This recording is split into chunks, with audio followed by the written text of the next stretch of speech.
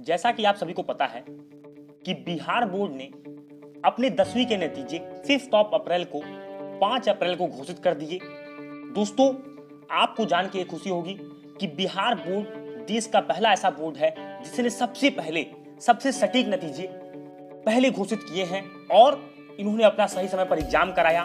बहुत सारे संकटों का सामना करना पड़ा, फिर भी कुछ छात्रों ने हौसले की मिसाल पेश करते हुए अपनी बोर्ड परीक्षा में सफलता का परचम लहराया है। तो आप सभी जब नए क्लास में जाते हैं तो आपके मन में भी कुछ कर गुजरने का उत्साह होता है, खासकर जब आप बोर्ड एग्जाम फेस करते हैं और जब आप 10वीं और 12वीं में होते हैं तो आपका यह उत्साह चरम पर होता है। तो आपको जान करके खुशी होगी कि इस बार आपको पता है कि पूरे कई सालों में सबसे टफ साल ये रहा। उसका कारण था कि आप सभी एक महामारी से भी लड़ रहे हैं, आप सभी को अपने स्वास्थ्य का भी ध्यान देना था, अपनी पढ़ाई को भी देखना था, आपके स्कूल भी बंद थे, कई सारी चुनौतियां थी।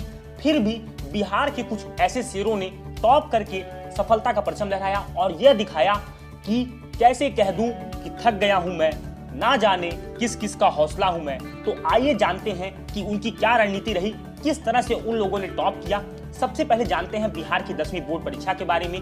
जैसा कि आपको पता है कि बिहार बोर्ड में कुल 16,84,466 बच्चों ने परीक्षा दी थी, जिसमें कि 12,93,054 बच्चे पास हुए हैं और बाकी कुछ बच्चे अनुत्तीर्ण भी हुए हैं। इनमें लड़कों का प्रतिशत ज्यादा है जो पास हुए हैं, जिनमें लड़के हैं 6,76,518 और लड़कियां हैं 6,16,536 लड़कियां पास हुई हैं बोर्ड एग्जाम में, जिनमें 3 लोगों ने संयुक्त रूप से टॉप किया है, जिनके नाम है संदीप कुमार, पूजा कुमारी, शुभदर्शनी। दोस्तों, इन तीनों ने 500 अंकों में से 484 अंक लेकर के बिहार बोर्ड में पहला स्थान प्राप्त किया है संयुक्त रूप से। और मैं आपको बता दूं, बिहार बोर्ड में कुल 101 बच्चों ने टॉप 10 में रैंक पाई है। कहने का मतलब लगभग एक रैंक पे 10 बच्चों का एवरेज रहा है, एक ही रैंक पर 10-10 बच्चे रहे हैं। आखिर उन्होंने ऐसा क्या किया, किन बातों का उन्होंने ध्यान दिया जिससे कि इस कठिन समय में भी वो टॉप कर पाए। सबसे पहली बात उन्होंने जो बताई वो थी उनकी टाइम मैनेजमेंट स्किल। उन्होंने टाइम को मैनेज किया, अपनी ऑनलाइन क्लासेस को, कुछ बच्चे इसमें से होम ट्यूशन भी लेते थे, और साथ ही साथ अपनी सेल्फ स्टडी को कैसे करना था उसका इन्होंने टाइम मैनेजमेंट अच्छे से किया। इस वजह से इनको सफलता मिल पाई। अब जानते हैं कि इन्होंने सेल्फ स्टडी कितने घंटे की। तो दोस्तों, रेगुलरिटी पे इन्होंने फोकस किया। रेगुलरिटी, कंसिस्टेंसी के बारे में शुभदर्शनी कहती हैं कि उन्होंने 6 से 7 घंटे रेगुलर स्टडी की, चाहे कुछ भी रहा हो, कैसा भी समय रहा हो। अपने घर में बैठ करके उन्होंने 6 से 7 घंटे स्कूल और कोचिंग को निकाल करके, स्कूल की ऑनलाइन क्लासेस और अपने होम ट्यूशन को निकाल करके वो 6 से 7 घंटे रेगुलर पढ़ाई करती थी, जिसका उन्हें सफलता के रूप में दोस्तों एक अच्छा फल मिला, जो बिहार बोर्ड में वो टॉप कर पाई। और साथ ही साथ इन तीनों ने ही ये बात बताई कि सबसे पहले जब उनका सिलेबस उनके सामने आया तो उन्होंने देखा कि कौन कौन से मेरे टॉपिक वीक हैं, कौन कौन से मेरे टॉपिक स्ट्रांग हैं, कौन से सब्जेक्ट मेरे स्ट्रांग हैं, कौन से सब्जेक्ट मेरा वीक है जिसमें मुझे बहुत ज्यादा मेहनत करनी है, कौन से ऐसे टॉपिक हैं जिनमें मुझे बहुत ज्यादा मेहनत करनी पड़ेगी। तो इन बातों का उन्होंने ध्यान रखा। एक सेपरेट अपनी नोटबुक बनाई जिसमें उन्होंने सारी चीजों को नोट किया कि अगर मैथमेटिक्स सब्जेक्ट है तो उसमें मेरा क्या कम है, क्या ज्यादा है। जैसा कि आपको मैं बता दूं, शुभदर्शनी ने मैथ्स और साइंस में 100 में से 99 मार्क्स स्कोर किए हैं। उन्होंने ये बताया कि मैथ और साइंस में मैंने जो स्पेशल स्ट्रेटेजी अपनाई वो यही थी कि मैंने देखा कि पहले कौन से मेरे वीक टॉपिक्स हैं, कौन से मेरे स्ट्रॉन्ग टॉपिक्स हैं और कौन से ऐसे टॉपिक्स हैं जिन पर मैं ज्यादा फोकस करूंगी तो मुझे एग्जाम ओरिएंटेड मार्क्स ज्यादा मिल सकते हैं। और मैं आपको बता दूं, अगली जो बात थी, आप लोग नोट्स के बारे में कहते हैं, तो इन तीनों की जर्नी में आप देखोगे इन्होंने अपने सेल्फ नोट से बहुत फोकस किया। इनकी ऑनलाइन क्लासेस भी चलती थी, ये होम ट्यूशंस भी लेते थे, फिर भी इन्होंने क्या समझ विकसित की उस टॉपिक के बारे में, उस सब्जेक्ट के बारे में, ये इस सेल्फ नोट्स के माध्यम से इन्होंने सीखा। और मैं आपको बता दूं, जब आप रिवीजन करते हो तो आपके सेल्फ नोट्स बहुत नेसेसरी हो जाते हैं, क्योंकि दोस्तों जो आप सेल्फ नोट्स बनाते हो वो आपकी अंडरस्टैंडिंग होती है। किताब में अगर 1000 पन्ने हैं तो ऐसा नहीं है कि हर पन्ना इंपॉर्टेंट है, हर लाइन इंपॉर्टेंट है, नहीं।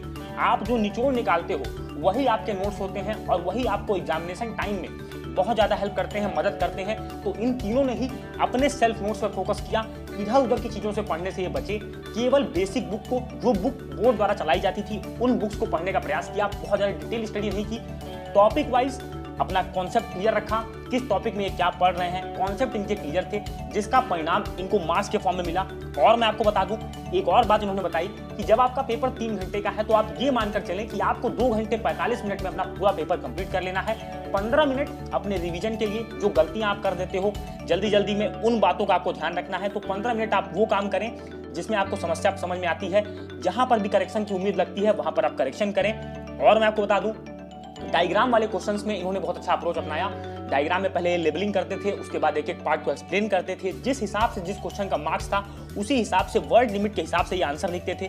तो आप इनके सक्सेस स्टोरी से यही कुछ सीख सकते हैं। और साथ ही साथ इन्होंने ये भी बताया कि आप जब शुरुआत में पढ़ाई कर रहे हैं तो आप शुरुआत में 3 ही 4 घंटे पढ़ें। दोस्तों, संदीप ने इस बात को बताया कि मैं 3 से 4 घंटे रेगुलर पढ़ता था शुरुआत में, फिर जैसे जैसे मेरा एग्जाम आया तो मेरी स्टडी के हार्स अपने आप बढ़ गए, क्योंकि मुझे इंटरेस्ट आने लगा और मुझे अपना लक्ष्य क्लियर था कि मुझे टॉप करना है। जैसा कि आप इनके अंकों में भी देख पा रहे हैं, 484 मार्क्स 500 में से।